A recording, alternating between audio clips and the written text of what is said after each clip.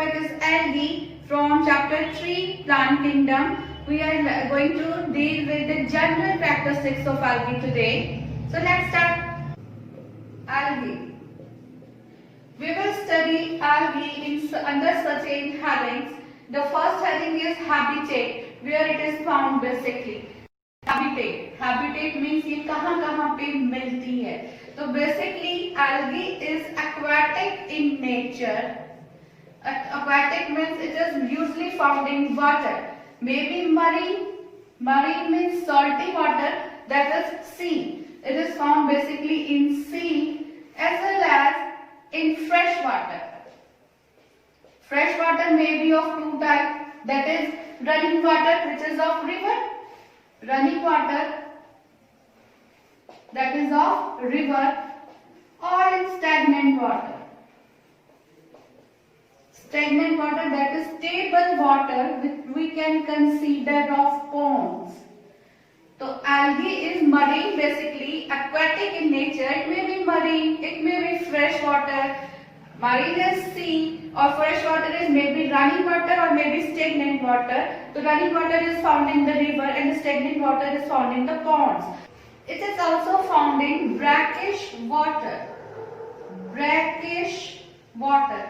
Brackish water is exactly the water where the river mixes with the sea. That is where fresh water gets mixed with salty water. That is known as brackish water. So algae may be found in brackish water also. For certain unusual habitat, it is found in certain unusual habitat like moist stone, moist wood. It is also found in association with fungus, that is in lichen form. So this is all the habitat of algae.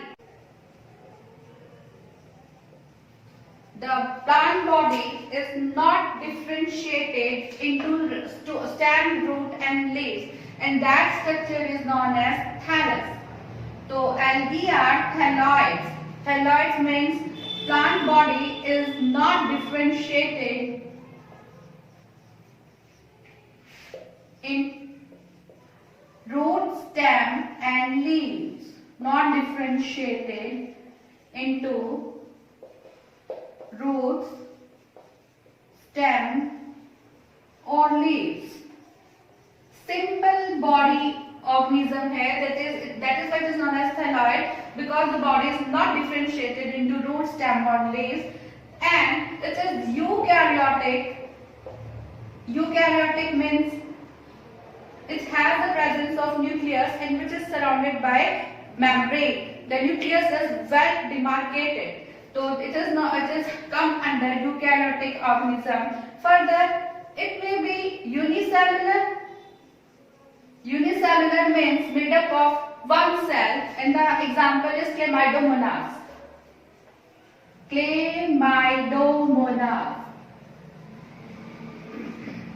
It may be multicellular. Multicellular means it made up of more than one cell, but tissue level of organization is absent here. ये एक से ज्यादा cell से तो बनी होगी, but cells are not differentiated to perform certain special kind of work. Tissue level of organization is absent. That is known as simple level of organization, simple multicellular organism. For example, जैसे unicellular है, it is made up of one cell, and these cells, if they are joined together to form a thread-like structure, then it is known as filamentous form. Filamentous form, that means multicellular form in which cells are present in a thread-like structure. It is known as filamentous form. Example है filamentous form का Eulothrix. I am giving example here because इसमें example के साथ questions आ जाते हैं. For example बोलेंगे the Eulothrix, the characteristics of, write the 3 characteristics of Eulothrix. Example से questions आएंगे, तो you have to learn the example as well. तो structure is thalloid, it is eukaryote, it may be unicellular or multicellular. Multicellular में different forms है, filamentous form है, then it is colonial in nature. What do you mean by colonial? Multicellular की form we are doing. Multicellular में first हमने करा it is filamentous. Filamentous का example Eulothrix. Further, it is colonial in nature. Colonial means a slimy object has many algae. Means एक object है, एक protein sheet है, जिसके अंदर बहुत सारी algae present है, but they do not join with each other. वो एक दूसरे से join नहीं है. They are present separately but enclosed in a membrane. That is known as colonial form. So next, size. Sizes, they can be microscopic when they are made up of one cell, unicellular structure. We cannot see them with naked eye. They are microscopic, or they may be 100 meters. For example, is the kelp. Kelp is the example of algae which are 100 meters long. Algae have the presence of nucleus. Algae have the presence of cell wall. Cell wall which is made up of cellulose. Cellulose की cell wall के बाहर भी एक chemical की deposition होती है जो different class of algae में डिफरेंट होता है. केमिकल की डिपोजिशन क्यों जरूरी है? Because they are present in marine water. Sea water में ये प्रेजेंट होते हैं. सी में टाइड्स आती है, ऊपर नीचे पानी होता है. तो when the water goes low, जब पानी नीचे जाता है तो algae get expose to the sunlight. Sunlight से अगर डायरेक्ट एक्सपोज में आ जाएंगी तो इनको प्रॉब्लम हो जाएगी क्योंकि ये तो एक्वेटिक हैं.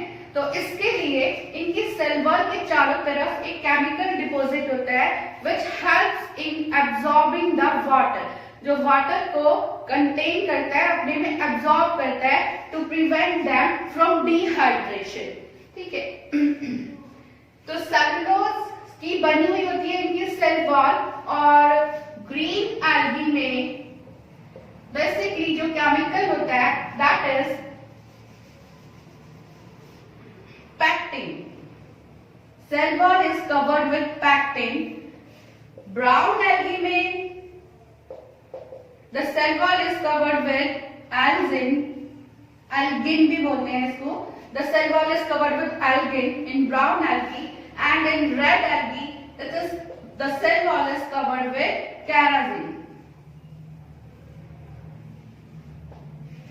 Basically these chemicals are present on the outer wall of the outer side of the cell wall to prevent them from dehydration, right?